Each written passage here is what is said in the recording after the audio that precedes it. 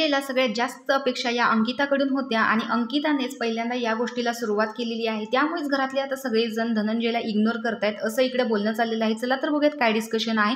तर धनंजय इकडे गॅलरी एरियामध्ये एकटाच बसलेला असतो, म्हणजे झोपलेला असतो नाराज अवस्थेत, आणि तेवढ्यात तिथे अंकिता येते आणि खांद्यावरती हात ठेवते की म्हणजे काय झाले दादा, नेमकं काय तुम्हाला कशाचं वाईट वाटतंय ते सांगा ना।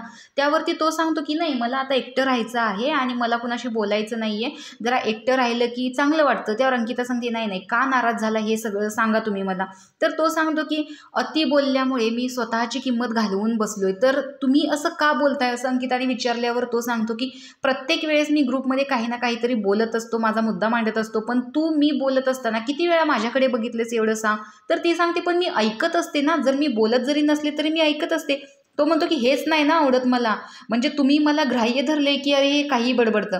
त्यावर अंकिता सांगते असं नाही, जर तुम्ही पहिल्यासारखे वागत असता, आता तुम्ही काय झालंय, पहिलं तुम्ही वेगळ्या पद्धतीने बोलत होता आणि आता तुम्हाला असं झालं की कोण माझ्याकडे लक्ष देत नाही, तर मी माझा मुद्दा जो आहे तो रूढपणे मांडणार। तर या गोष्टी नका करू, जसे तुम्ही पहिले होतात तसेच आत्ताही वागा। म्हणजे थोडक्यात अंकिता ही मान्य करते की हो, माझ्याकडून सुद्धा इग्नोरन्स होतोय तुमच्यासाठी।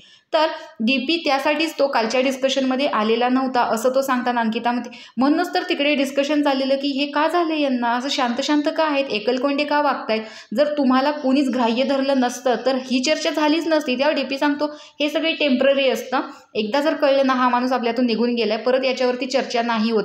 तर अशा पद्धतीने पहिल्यांदा सुरुवात अंकिताने केलेली आहे, म्हणजे डीपीचा सगळा मूड हा अंकिताने घालवलेला आहे असंच यांच्या चर्चेतून दिसून येतं। म्हणजे कुठेतरी अंकिता सुद्धा स्वतःच्या डोक्याचा वापर करून आता इंडिव्हिज्युअल खेळताना दिसते, भले ती ग्रुप सोबत असेल पण धनंजय सोबत आता जास्त दिसत नाही। आणि धनंजय सुद्धा सांगतोय की हो, मला टीम एकटीच करायची आहे, आता मी एकटा खेळणार। तर तुम्हाला सुद्धा वाटतं का की अंकिता ही धनंजयला इग्नोर करते आणि धनंजय हा एकटा पडलेला आहे? तर तुमचं मत कमेंट बॉक्समध्ये नक्की सांगा। अशाच बिग बॉसच्या नवनवीन अपडेट्ससाठी आपल्या चॅनलला सबस्क्राईब करा। तोपर्यंत बाय।